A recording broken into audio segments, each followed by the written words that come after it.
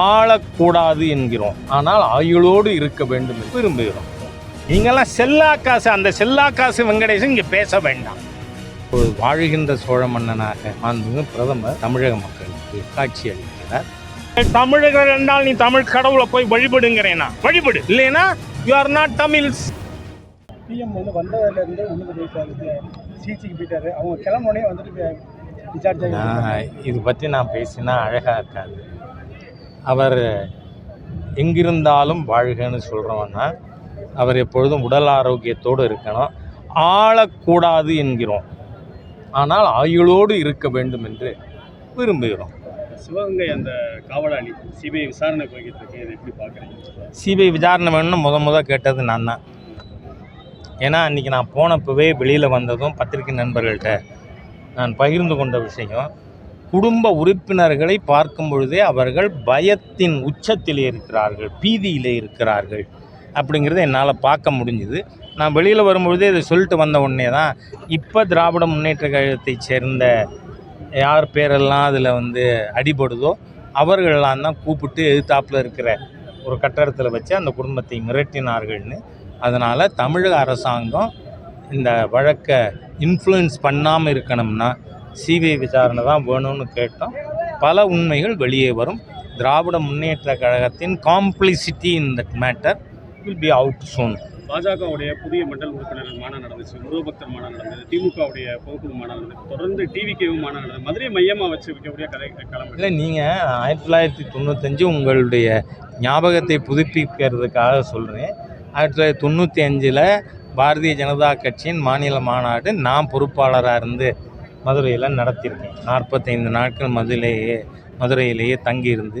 அந்த மாதிரி மதுரை எங்கள் மீனாட்சி அம்மன் ஆட்சி செய்கின்ற ஒரு நகரம். அதனால் எல்லோரும் இங்கே வராங்க. ஆனால் அம்பாள் அவங்களுக்கெல்லாம் புத்தி கொடுக்கணும் அப்படின்னு மட்டும் கேட்டுக்கிறேன். நான் கீழடி குறித்து தொடர்ந்து மதுரையோட எம்பி விமர்சனம் பண்ணிக்கிட்டே இருக்காரு. பாரத பிரதமர் அவர்கள் அந்த முத்துக்களை கூட பார்த்தீங்கன்னா இல்லை அப்படின்னு விமர்சனம் பண்ணுறாரு. எது கீழடி குறித்தும் பாரத பிரதமர் ஏற்கனவே அந்த முத்துக்கள்லாம் வழங்கினார். வாரிங்க, கீழடி குறித்து தொடர்ந்து பதிவு போட்டுக்கிட்டே இருக்காரு. நான் என்ன சொல்கிறேன், மத்திய அரசாங்கம் தொல்லியல் துறை என்ன சொல்கிறேன், முதல்ல கீழடி ஆய்வெல்லாம் நடத்தினது யார்? நீங்களா? Central government, ASI. அதனால் அதில் இப்போவும் மத்திய அரசாங்கம் என்ன சொல்லியிருக்கு, அதன் கண்டுபிடிப்புகள் எப்போவுமே நீங்கள் ஆவணப்படுத்தாமல் ஒரு அரசாங்கம் வெளியிட முடியாது.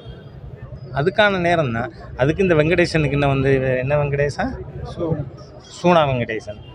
இந்த சூனா வெங்கடேசனுக்கு ஏன் இவ்வளோ அவசரம் அப்படின்னு எனக்கு தெரியல. அவர் அமர்நாத் ராமகிருஷ்ணா அவருக்கு சொந்தக்காரர், தன்னோட சொந்தக்காரர் இங்கேருந்து டிரான்ஸ்ஃபர் ஆகக்கூடாதுங்கிறதுக்காக தலையிட்டவர். I charge him. Is he not your relative? Let Venkatesan come out. என்ன நக்கலாக போச்சுன்னு கேட்குறேன்னா, தொடர்ந்து 3வது முறை ஆட்சிக்கு வந்த ஒரு பிரதமரை இந்தியாவிலேயே கம்யூனிஸ்ட் இருக்கிறது 6 சீட்டு தான்.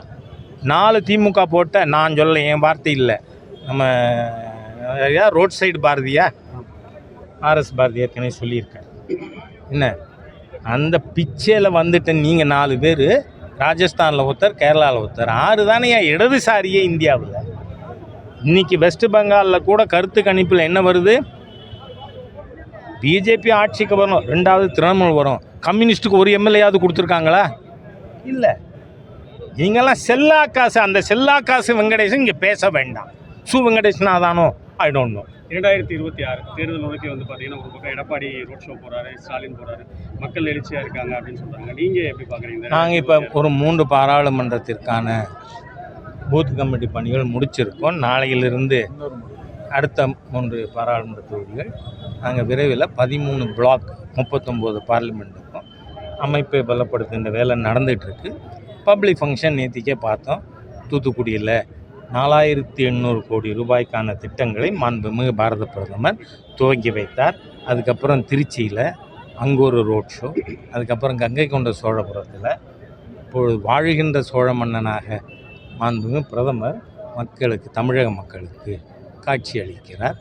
அதனால் மிகப்பெரிய அளவில் இது பாரதிய ஜனதா கட்சிக்கு, தேசிய ஜனநாயக கூட்டணிக்கு வெற்றியை தேடித்தரும். இறுதி அரசியலை கடந்து சினிமாவிலே நீங்கள் வர போகிறீங்கன்னு ஒரு சமூக அப்படியா? பார்த்தோம். I don't know. இசைக்கருவிகள்லாம் இசைச்சது மாதிரி பார்த்தோம். அதை பற்றி கொஞ்சம் இல்லை, அது வெளில வரட்டும். நன்றி. நல்லது. ஓகே, பார்ப்போம். இந்த வாஞ்சிநாதன் நீதிமன்றத்தை தவறாக சித்தரிக்கின்ற வேலையில் இந்த வாஞ்சிநாதன் நீங்கள் சொல்கிற நபர், அவர் பெரிய வக்கீலாக இது வரைக்கும் அவர் என்ன சோலி சோரப்ஜி மாதிரி சட்ட நிபுணர் அவரை கேள்விப்பட்டிருக்கோமா? இல்லை. நீங்கள் பார்த்தீங்கன்னா அவருக்கு ஆதரவாக அறிக்கை கொடுத்துருக்கிற நீதிபதிகள் யார்? ஒன்று ஹரி பரந்தாமன். இந்த ஹரி பரந்தாமன் யார்? பப்ளிக்கில் ஒரு ஹிந்து பெண்ணின் தாலியை அறுக்கலாம்னு தீர்ப்பு கொடுத்தவர். உண்டா இல்லையா?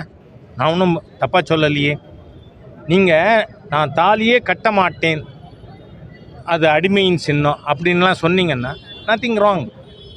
ஆனால் தாலியை கட்டி அதை பப்ளிக்கில் நான் அறுப்பேன்னு சொன்னால் அது ஆத்திரமூட்டும் செயலா இல்லையா? அதை ஆதரித்தவர் இந்த ஹரிபரந்தாமன்.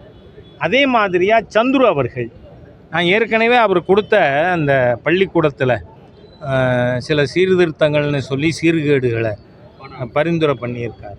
அதில் பொட்டு வைக்கிறது, கையில் கயிறு கட்டுறது. இப்போ நான் கயிறு இந்த கயிறு கட்டியிருக்கேன், நான் என்ன ஜாதி? கயிறு பள்ளிக்கூட மாணவர்கள் கயிறு கட்டினா இது என்ன இழிந்த எண்ணம்ங்கிறேன். நான் அந்த எண்ணத்தை சொல்கிறேன். என்ன அந்த எண்ணம் இழிந்த எண்ணமா இல்லையா? அதனால் அந்த மாதிரியா தீர்ப்பு கொடுத்த முன்னாள் எல்லாம் எக்ஸ் தானே, அந்த எக்ஸ் எல்லாம் சேர்ந்து இந்த தேங்காய்மூடி வழக்கறிஞருக்கு ஆதரவாக கொடுத்துருக்காங்க. அது என்ன விதமான பாதிப்பை ஏற்படுத்த போகிறது? திருப்பரங்குன்றம் அப்படின்னாலே தமிழ் கடவுள் முருகன் தான். இந்த குடமுழுக்கு அப்புறம் பல்வேறு பகுதிகளிலிருந்து ஏராளமான பக்தர்கள் வர்றாங்க. தொடர்ந்து இதை எப்படி பார்க்குறீங்க? நீங்கள் பார்த்தீங்கன்னா முதல்ல ஆதிசங்கரர் அவர்கள் 6 மதங்களாக இந்து மதத்தில் இருக்கின்ற வழிபாட்டு முறைகளை வைத்து ஒருங்கிணைத்தார். சிவனை வழிபடுபவர்கள் சைவர்கள், விஷ்ணுவை வழிபடுபவர்கள் வைஷ்ணவர்கள், கணபதியை வழிபடுபவர்கள் காணபத்தியர்கள், குமரனை வழிபடுபவர்கள் கௌமாரர்கள், சக்தியை வழிபடுபவர்கள் சௌரர்கள், சாக்தர்கள், சூரியனை வழிபடுங்க சௌரர்கள்னு. இது எந்த காலத்துலேருந்து இருக்குது? நீங்கள் கவி காளிதாஸ் எழுதிய காவியங்களிலேயே மிகப்பெரிய காவியம் என்ன தெரியுமா? தமிழ்நாட்டில் ஒரு திரிபு அரசியல் 1838 ராபர்ட் கார்டுவெல் என்கின்ற மதம் மாற்றும் ஒரு நபர் அயர்லாண்டிலேருந்து இங்கே வந்த பிறகு பொய்கள் பரப்பப்படுகிறது. அதனால் நான் என்ன சொல்கிறேன், அவர் கவி காளிதாசர், அவர் சந்திரகுப்தர் காலத்தை சேர்ந்தவர். அவர் எழுதிய 2000 கிமு 300 அந்த காலகட்டத்தை சேர்ந்தவர். அவர் எழுதியதே குமார சம்பவம், குமரனின் சரித்திரம். ஆகவே இதையெல்லாம் ஏதோ அவரை வேறு எல்லாருக்கும் உள்ளபடியாக வரவேற்கிறேன். பீட்டர் அல்ஃபோன்ஸ் போகட்டும், அமீர் போகட்டும் முருகன் கோயிலுக்கு, ஏன்னா தமிழர்கள் தானே. பீட்டர் அல்ஃபோன்ஸோ அமீரோ ஜபாருல்லாவோ அவர்கள் தமிழர்கள் என்றால் நீ தமிழ் கடவுளை போய் வழிபடுங்கிறேனா? வழிபடு, இல்லைன்னா யூ ஆர் நாட் தமிழ்ஸ். அதனால் நீ போக மாட்டேங்கிற.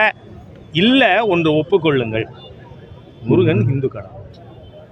அதனால் நீங்கள் இப்போ இதுக்குள்ளே விளையாடுற விளையாட்டை மக்கள் ஏற்க மாட்டார்கள்ன்றதை சொல்கிறேன். இதுபோன்ற செய்திகளை மேலும் தெரிந்து கொள்ள எங்களது யூடியூப், ஃபேஸ்புக் மற்றும் ட்விட்டர் ஆப்களை சப்ஸ்கிரைப் செய்யவும்.